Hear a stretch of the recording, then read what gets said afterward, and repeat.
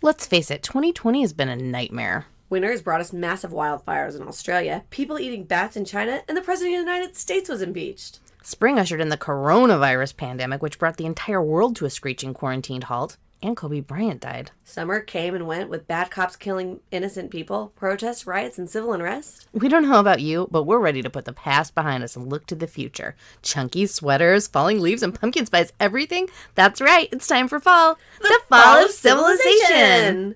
It's not looking good for humanity, but there is a little glimmer of hope for our future, and it's just a few weeks away. We're talking about November 3rd, Election Day. Even though this is a presidential election, there are many more candidates on the ballot besides just the president. We want to tell you about Ballot Ready. It's a nonpartisan guide to your entire ballot. From there, you can compare candidates based on stances, issues, biography, or endorsements. Then you can save your choices so they're handy when you're ready to vote. You can even request your absentee ballot or make a plan to vote, whether it's early voting or on Election Day. This election matters. Make sure you vote, but don't just vote blindly or vote for your preferred political party like a sucker.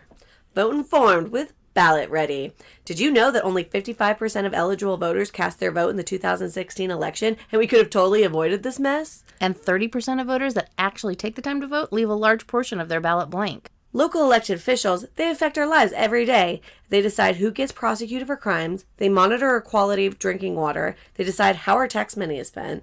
And it's okay if you're not familiar with every initiative or candidate on your ballot. Just go to ballotready.org, enter your address, and make a plan to vote, and vote informed. Or, if you don't have time to vote, or just don't care, send us your address, and we'll tell you who to vote for, because there's nothing we love more than amplifying our own voices. Use your voice. If not for yourself, use it to choose representatives and initiatives that will lift up and support your marginalized friends, family, and community. Get out there and vote!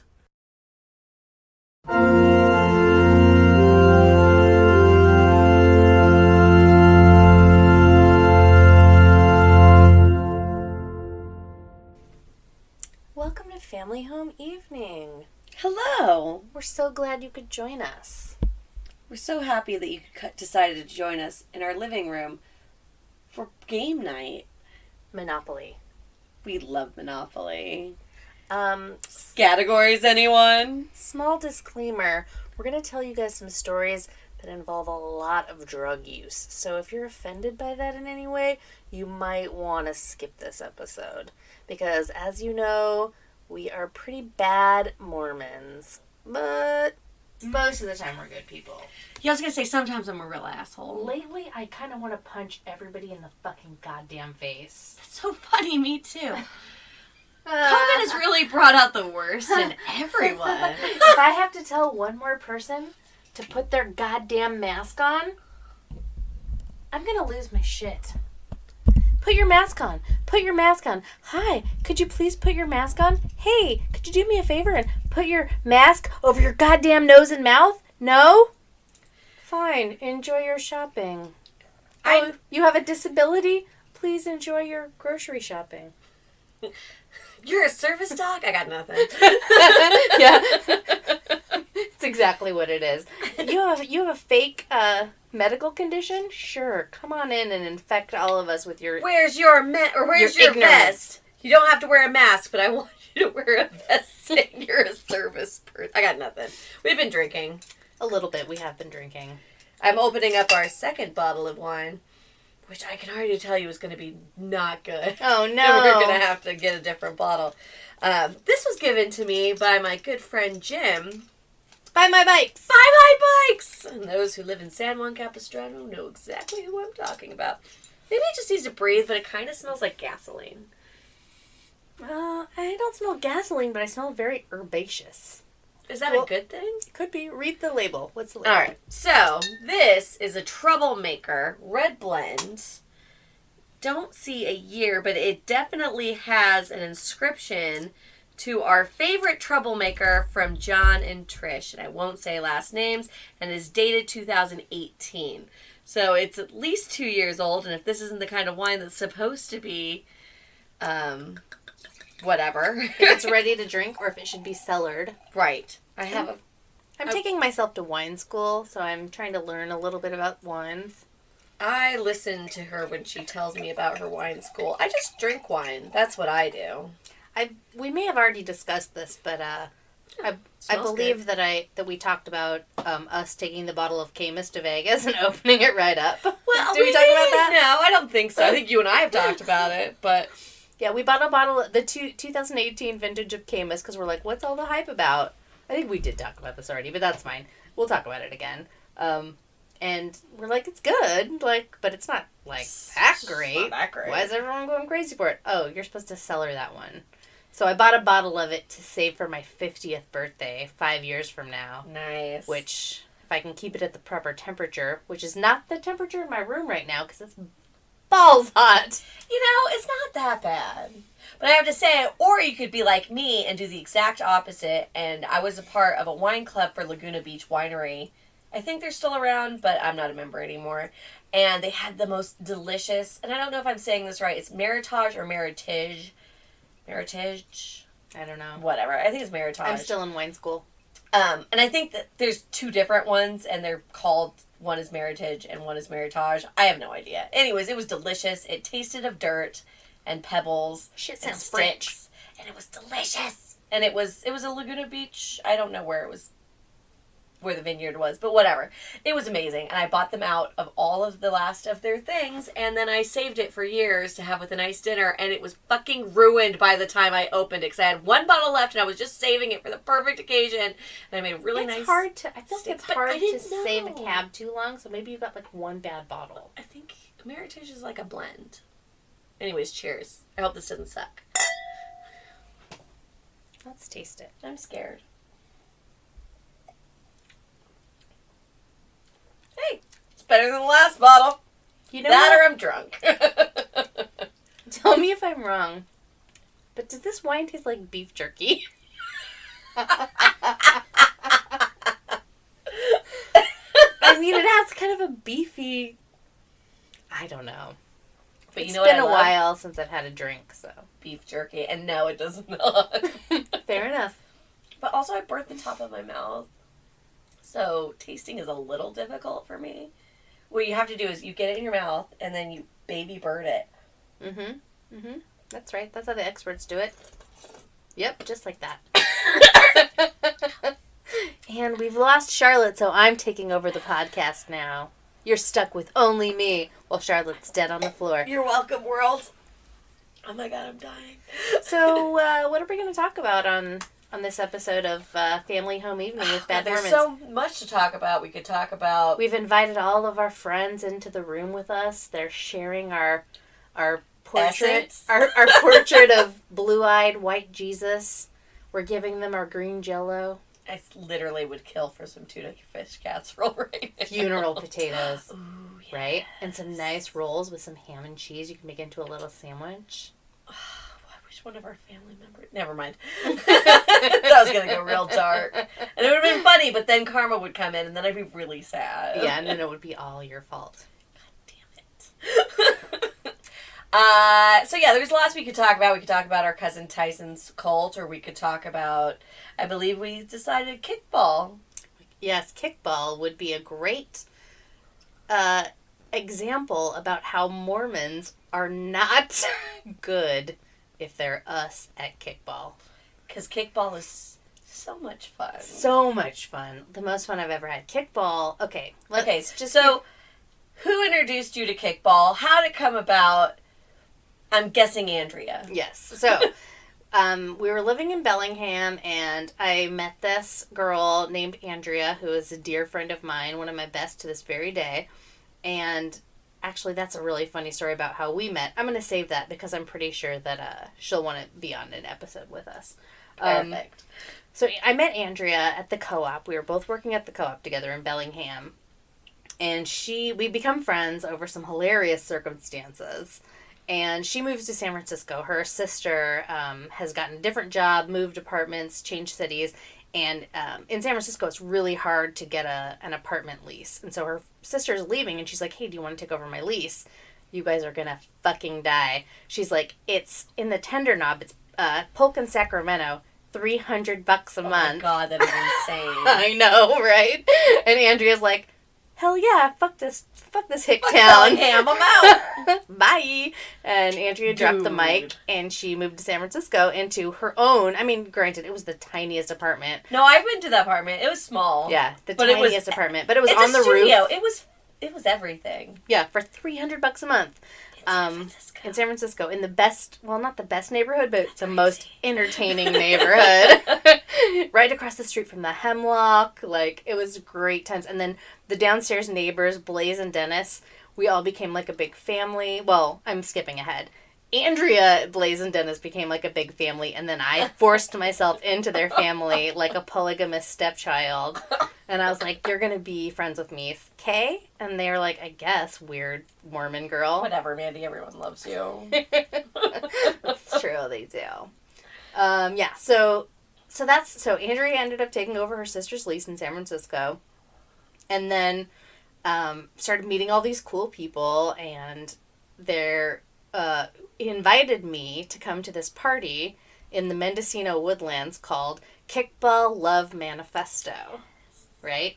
And I was like, it's like a fucking 2-day drive to get down there from Bellingham, but it sounds fun, so yeah, sure, I'll go.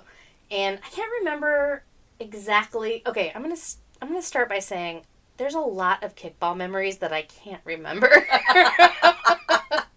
Because we had a really good time. Basically, the premise of kickball was there was usually about 100 people. I'd have to ask Blaze. He was kind of like the organizer of the event. But there was usually about 100 people there, and it was like all these cabins in the Mendocino Woodlands. It was the men's camp, and then there was a big hall and a giant kitchen. And so everybody would kind of do their own thing. There was one big game of kickball on a Saturday afternoon, and then we would all bring food, and we'd have this big, like, gourmet potluck at the end of one of the nights. And the food was bomb. Like, it was basically all people from San Francisco who came out to just, like, party for the weekend and escape, whatever was going on and just have a great time with all their friends. So, I was lucky enough to be invited to this party by Andrea. And it totally, I'm not even joking with you, changed my life. Totally changed my life. That's the reason I actually moved to San Francisco. Because after I had gone to kickball, I think it was either 2 or 3 years. We driven all the way down from Bellingham. We would drive. It was 2 days. We would stop in Rogue River, Oregon, and camp in the yurts. And then we would drive the rest of the way down to Mendocino. And I think it was the 3rd year of kickball that I was like, fuck it. I'm moving to San Francisco. Like, you guys are all my best friends now. And we were all very fucking sad when you left us. Like, I had only just moved to Bellingham. Like, I was really only in Bellingham for 4 years. And I remember me and Tiffany we took a month off of work. Well, I quit, but she took the month off. And, we did the road trip to Utah to go hang out with Dad and just, like, we were supposed to go to Colorado, but we didn't make it, whatever. And when we were leaving, like, it didn't dawn on me you weren't going to be there when we got home. And Tiffany was just crying. Oh, really? Yeah, and it was just like, she's like, okay, well, bye. We get in the car. I was like, what is your deal? What is your major malfunction, Tiffany? She's like, we're going to come home. Mandy's just not even going to be here anymore. And I was like, well, fuck, when you put it like that sucks. Like, totally didn't even dawn on me. But yeah, and that was sad. Well, there's a couple of reasons I left Bellingham. And everyone in Bellingham that I love and still talk to, I love you guys and you know I love you. But, like, there was, like, a culmination of events that happened where I was just, like, I really, really hated my boss. I had just broken up with, like, my boyfriend not too long ago, and then he was, like, already basically getting married to some girl who, like, shopped at my store, and I had to, like, see her every day, and I was not ready for that because I did not take that breakup well. And, it was just like a perfect culmination of events that was like, you know what, I'm invited to go to this place with these people that I love. This is not working out for me. I'm just going to take this opportunity. And I really wanted to see what it was like to live in a city before I got too old to enjoy it, if that makes any sense. And that is fair. Like, a city is a young person's playground. Well, and I remember you saying that you were at the Eagles Lounge for Eagles Lodge. Lodge, right. Yeah. Which I was still a member of until recently because I stopped paying $20 a year because I don't live there. if for New Year's Eve, and if you can almost smell it. It's a basement musk. Old biker type dudes. Cheap. Such cheap drinks. Pull tabs. Pull tabs for days. The smell of stale beer and cigarettes. Yeah, and that's when you spend your New Year's Eve there. You're like, I can't live here anymore. Yeah, that's true. It was something was on. It wasn't New Year's, but it was like the Grammys or the Oscars or some fabulous event where everyone in Hollywood was like totally decked out, and it was red carpet, and we were sitting on metal folding chairs in the basement of the See, I like that. That's quaint. Eagles Lodge, and I was like, I'm not gonna... Well, it had been, how many years did I live in Bellingham? That's true. 15 years. Well, it wasn't fair. I had just gotten there and you left me. I know, I'm sorry. What did I say? 2 years, do you think? We were together for 2 years and then you left? Yeah. And then I stayed for 2 more years and I said, fuck this, and then I left. But listen, my biological clock was ticking. I had to experience life in a city I don't want children. Before my ovaries dried up. Alright, well, okay, so then you had drugs to put in your system. Exactly. I had beers to drink, I had bars to go to, I had shows to see, lots of live music. You had random dudes to make out with. Oh, so many. So I had gone to Kickball 3 years in a row, and I'd met all these amazing friends. I met Dave and Allison and Blaze and Dennis and Dave and... Oh, I already said Dave. Mike and Alicia and basically all my BFFs in San Francisco. And we always had such a great time. Cyrus, Hunter, Big John, like everybody. Your husband is fine. Oh, yeah, my husband, Cyrus. We're still married. Hi, sugar. I know I haven't seen you for 10 years, but love you. Hope Canada's good. But yeah, we had the best time. And actually, when we were deciding what story to do, and I was thinking about Kickball, I have a couple of like specific memories that I'm thinking of about Kickball. One of them is involving you, so I'm going to let you tell that story. Actually... I'll let you elaborate when I bring it up, I'm sure. Actually, let me tell you this one first. So... Well, that's why I figured you should just start from the beginning. I don't remember the beginning. These are You showed up and you started drinking, or you showed up and you dropped acid, or whatever, like... The memories that I have of Kickball are in absolutely no order, sequential order. Like, I have flashes of... this, and I have flashes of that. Was it my first kickball? Was it my 7th kickball? I don't fucking know. Because I was on a lot of drugs the whole fucking time. I was there. And that's why we don't say last names in the podcast. Right. Y'all know who you are, San Francisco. You know. I'm pretty sure it's going to be real hard to find Blaze. Anyways, the story I wanted to tell, this was a funny one. I remember Ryan had come that year. Ryan and Michael were dating then from San Francisco, and they had come that year, and we were sharing a cabin. And so Dexter, my little dog Dexter, was probably like, I don't know. Little baby. Yeah, 6 or something 6 like years that. old? 6 or 7? He was But little. not that old. Okay, so I have Dexter in my cabin, and pretty much Dexter just roams the campground. Like, I just take the leash off of him, and he goes wherever he wants. He always comes back. That dog loves food, and he will go to every single person who's at that camp, and they will all feed him, and he will eat it all. There was one time I found him passed out by the fireplace, by the main fire pit, by the kitchen, at like 5 o'clock in the morning, and his belly was hard as a rock from however much food his belly was distended so much that I thought I was going to have to take him to the vet because he had been fed so much food that he was just passed out by the fire, just like, yeah. But anyway, Dog. I don't remember what year that was. But anyway, so at one point my dog Dexter was missing. I couldn't find him. I checked all the cabins. I checked the main dance hall. I checked the main kitchen, main fire. Couldn't find him anywhere. And I was like, shit. And I was like, I had taken quite a bit of drugs and been drinking. And so I was like getting worried about him. It was probably 7 in the morning. Like the light was starting to come up.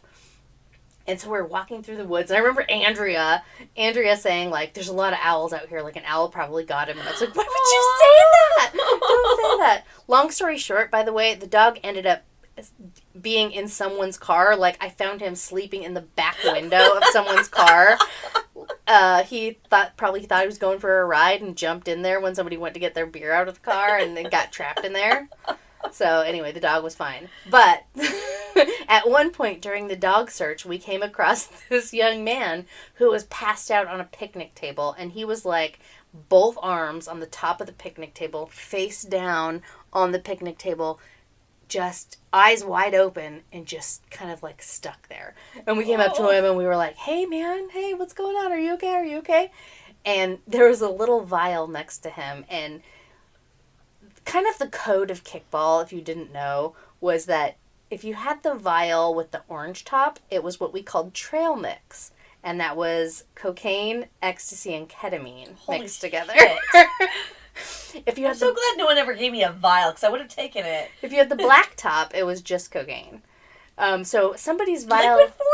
No, powder. Oh, It all looks the same. That's what I'm saying. You have to have a different Right. colored top. So this is what happened to this kid. Somebody dropped their vial out of their pocket on a trail, and he picked it up at some point during the night, and he didn't realize that the orange cap didn't mean it was just regular cocaine. And he probably did a whole line of it instead of just doing a key bump or whatever. And he was just done. cemented to that picnic table. And we're like, you know, like you could see the vial next to him. Like, and he hadn't done the whole thing. He'd only done a line or whatever, but he was like out. So we took that away. We're like, thanks for the drugs, bro. No, not like that. Everyone's friends there. Right. But we're like, you'll be okay. Like, everything's going to be fine. Like, we stayed with him and whatever. But it was just like, I'm sure that kid was probably just, like, roaming the trails at night and being like, fucking score, I found a vial of cocaine. And, like, just did a big old line of it thinking that it was just cocaine. Turns out he had probably the craziest trip of his whole life that night. That doesn't sound like a good time. No, it's actually the strangest and most amazing combination of drugs. Something about ketamine I've never done it, but rubs me the wrong way. I think that's the way it is with a lot of drugs. If you've never done it, then you have an idea in your brain of what it is, but it doesn't necessarily mean that that's the way it is. Like, I was like that with cocaine for a long time. I was like when me and James were together, I'm like, you did cocaine? Oh, yeah. How dare you? And then when I was like 23, I was like, well, my sister's doing it. I could probably do a little bit. And then I was like, well, that's fun. I get to talk really fast. Turns out it was basically like free energy. Yeah. Totally acceptable in the 70s. And then Ronald Reagan came along and ruined the fun for everyone. Thanks, Mr. Reagan. Turns out it actually used to be an ingredient in Coca-Cola. Fact. So. Well, and again, when it's natural and it comes from the earth. And it's super processed into tiny Shut particles. up. We don't want to talk about the gasoline and everything that it takes to extract it. But whatever. Well, let me tell you my experience with that. So ketamine is not my favorite drug. It's a dissociative. So it makes you feel like your perspective and your sense of, not your sense of self, but your sense of self in relation to the space you're in is all fucked up.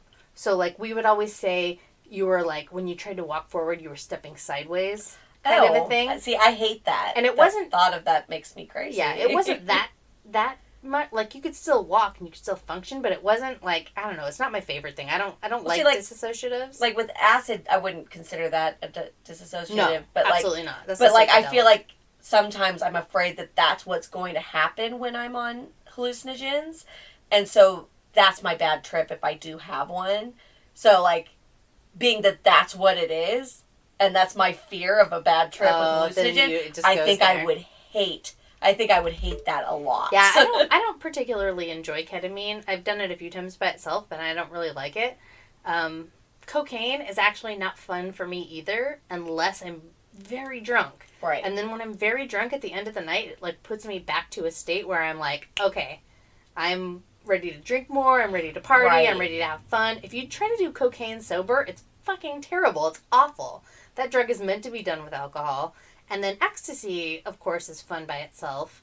It's really fun with cocaine. And it's incredibly amazing with ketamine and cocaine. Right. So, like, there's something to be said for the combination of those three. But you don't do a whole line of it. Like, you do a little key bump of it in the woods at night when you're partying with your friends, you know? It's not meant to be knock you flat on your ass glued to a picnic Right, table that sounds kind of drug. awful, so. But, like, can you imagine if you didn't know you're at this party with a bunch of people from San Francisco, 100 people, No, you find a vial of powder and you're like, oh, cocaine, and you don't know any better. No, I was going to say, I did what I thought was cocaine with some friends, and I think it ended up being speed or meth, and I'd never done meth before, and I was like, I fucking hate this. So PSA, if you're gonna do drugs, there's taste them first. And you wouldn't even know. It would taste like gasoline. That would have been my first, maybe this isn't my best idea. Don't listen to Charlotte. Listen to Mandi. It's true, she does have much more experience. There's inherent risks in taking drugs. I luckily have had fabulous luck for the most part.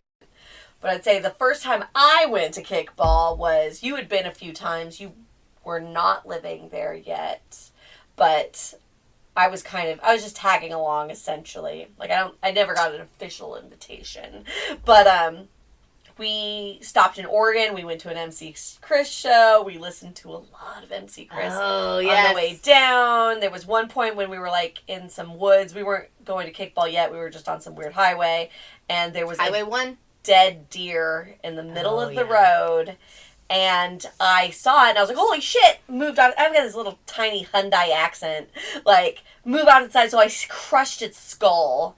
We kept driving. So when there's this stupid Facebook, like, have you ever hit a deer? And I always put kinda, and people go, how do you kinda hit a deer? I was like, well, it was already dead in the middle of the road, but I still ran over it and somehow didn't fuck up my car. Like, you'd think the horns, I don't think it had horns. It didn't have horns. It didn't. Anyways, so that we show up to Kickball, and I made the biggest rookie mistake. Got shit-faced immediately and did all the drugs. Because I was nervous. Like, I didn't know anybody there. I knew my sister, but she knew everybody else, so she was going off and talking to her friends, and The legend of Kickball was too intimidating. It was so intimidating. Like, it wasn't intimidating. So here's the deal. People think I'm extremely outgoing because at my job I have to kind of be, but at work I know what I'm talking about, and it's cool. But you put me in a room of people I don't know, and I will disappear into the wall as quickly as possible because I'm extremely uncomfortable unless I know somebody there who will stay at my side the entire time. I was not about to make her do that. So I show up, and then she immediately is gone. So I'm pounding wine. I'm like, oh, wine, delicious. And I had given money to get some cocaine at some point. And so as I was chugging wine, and I think, I definitely was before I was high. I was just drunk. I put on the roller skates and tried. So the DJ is in the middle of this, like, roller rink, but it's not a roller rink, but in my drunk brain, it looks like one. So I'm trying to do it, and I almost go straight into the DJ. And somebody, of course, yanks me. Oh, no. And I was just like, sorry, apparently I don't know how to roller skate. Anyway, some dude was just like, hey, what's up, girl? I'm like, what's up? And he's like, you want some ecstasy? I'm like, I just can't take something for free. So I'm like, yes, I will totally have some ecstasy. I will give you some cocaine later because I have some coming or whatever. So I took the drug. And I don't even know how much time had gone by at that point. But Mandy's like, hey, we're going to go walk out and go pick up the stuff. And I'm like, okay, cool. I'm going to come with you because I don't know anybody and I don't want to be by myself. So we're walking through the woods, and her friend, I won't say his name, he kept looking at me like, what is she doing here? And I finally just said, oh, hey, if you're not comfortable with me going, and I totally get it. He doesn't really know me. He should know that I'm Mandy's sister, so I'm cool, clearly. But anyways, I was like, I'll just walk back and you guys will just meet me. So yeah, he was like it was side-eyeing me. He was just like, what's this bitch doing here? And I'm like, you know what, it's cool. I'll walk back. I just didn't want to hang out by myself, but it's cool. I'll meet you guys down there, no problem. And it's dusk at this point. Well, then I start walking down the trail. And then the drugs kick in. And I'm like, oh, the stars are awfully twinkly. That's fun. And then I can hear every cricket. And I'm like, oh, shit, I'm fucking high. And then I'm like, how do I... And it magically just became dark. I don't know how long I couldn't have been out there that long, to be perfectly honest. But, I was like, okay, well, I guess I'll just keep walking down this trail. And then I literally trip and fall and roll down a hill. Oh, no. And there's fucking poison oak everywhere. I That's don't know true. how I didn't get any. I was head to toe, because it was cold. It's October, right? So I was head to toe in, like, jeans and a big puffy jacket. But yeah, somehow probably rolled through it. Didn't get on me. I don't know. Anyways, as I'm sliding down the hill after the roll is finished, it's like, if you could imagine, in my brain, this is what it looks like, is the Princess Bride. Oh, yeah. As you wish down the hill. And then once you stop rolling, then you slide. Right. That's what happened to me. And I slid right into the cabin with the DJ. So I just magically, like, I don't know about quantum physics, but the universe somehow twisted around and popped me back out where I needed to be. I'm like, thank you, universe, you're awesome. And then I'm sitting there and I'm like, and I was wearing that big puffy jacket I bought specifically so I wouldn't be cold. And I was like, oh, this feels nice. I kind of hug myself a little bit. And then I look up at the stars. They literally are twitching along with the music, like, I know that one. And I'm like, oh, well, that's fun. And then the dude that gave me the ecstasy was like, I have been looking for you everywhere. And I'm like, oh, hey, look, a friend, hooray. Because, take him where I can get him. And we end up going down to the kickball fields. Who knows where that would have led to? Hopefully nowhere dangerous. But we were down there. And kickball people are cool. I was going to say, and we were just snuggling a little bit. Because I was like, oh, man, hugging really is the most fun. And, like, I feel like I had done ecstasy before, but maybe this was the first time. I don't know. And I was just like, oh, great. Anyways, Mandy comes barreling down. Get away from my sister! Oh my God, I'm so sorry. No, it was great, because you're right. It might have gone to a place that I wouldn't have wanted it to go. Who knows? And that's the problem with drugs.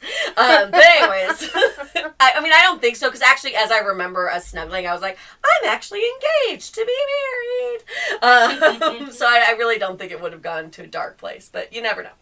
But anyways, I'm like, no, Mandy, it's totally cool. He's cool. Or whatever. And then we did a bunch of cocaine. And then I remember, again, listening to some MC Chris, and there was a song that wasn't, like, it was a little...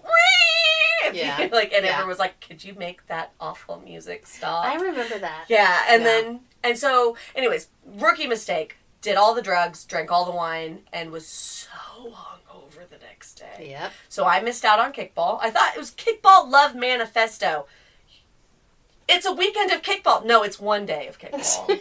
And I was too hungover to play. And each of the bases of kickball, there's a keg of beer. Or no, I think the keg of beer is only at one. I think it's only at home base. Oh, I want to imagine that it's at every base. I didn't even know that. I just wanted... I like playing games. I wanted to play kickball, and I didn't. But I was going to say, it goes to your saying of sober cocaine is not great. Mm-hmm. Well, so I don't know how drugs work. I mean, I barely started doing them at this point. But I had this little thing of Coke in my bags, or my little baggie of Coke. So I'm like, oh, I'll just do a line real quick. Chop, chop, chop. And then I was like, and then I'm like, no, I'm just hungover and talkative now. This sucks. Yeah, that'll only work if you put some alcohol in the mix with it. Then I was young. What I had to be like 22. Yeah.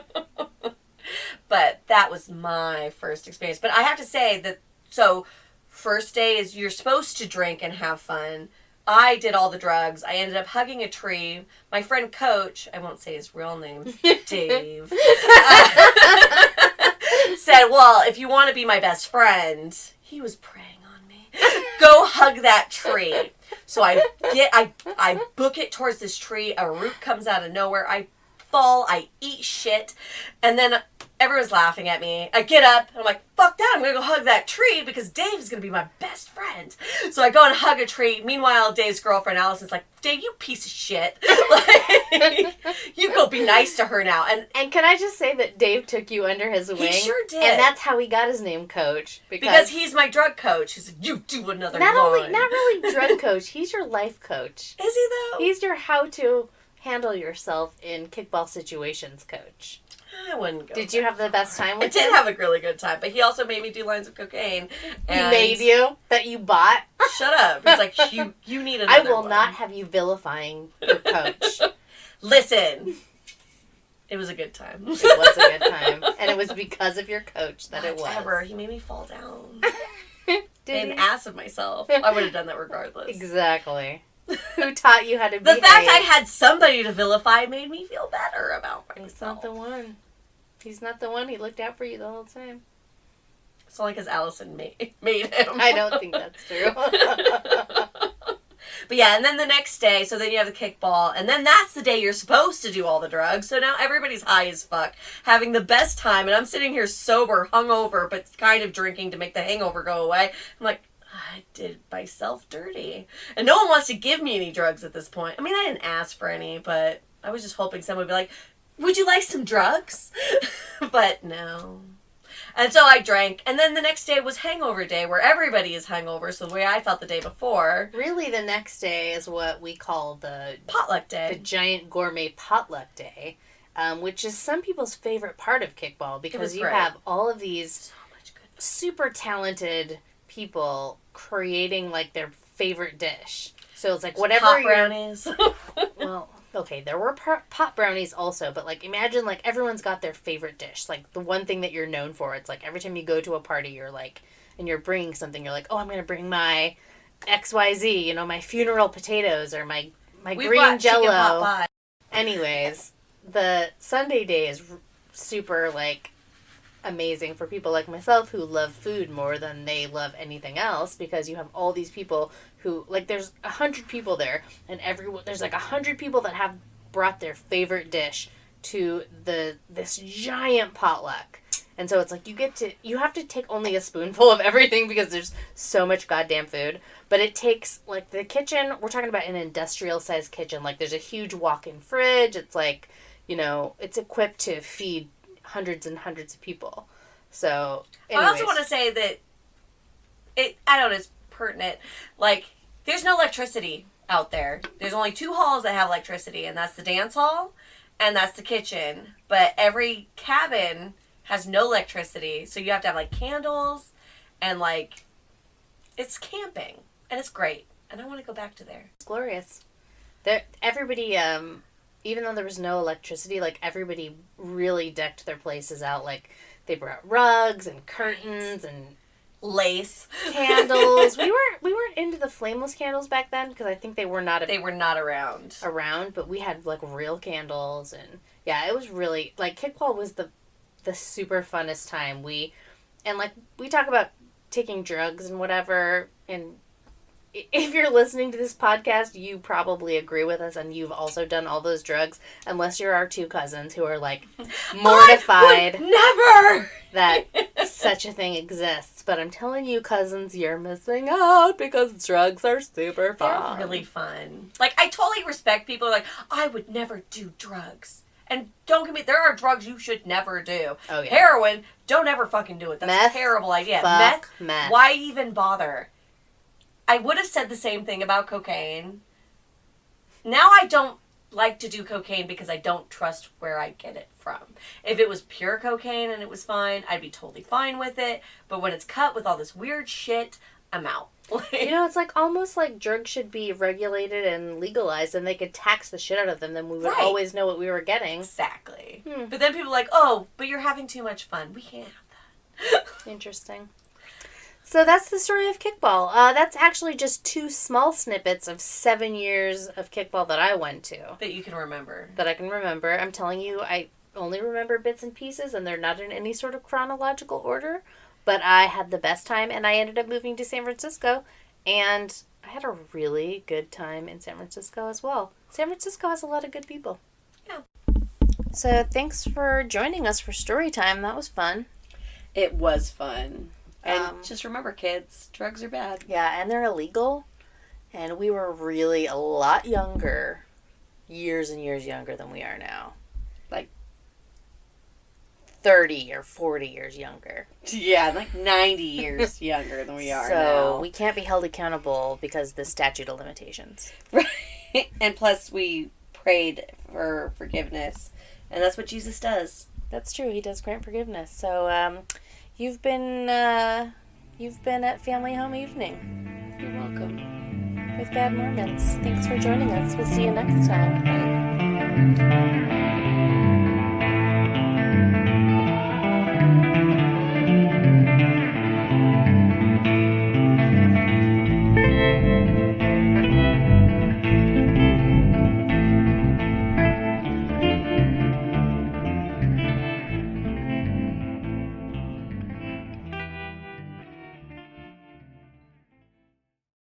let's face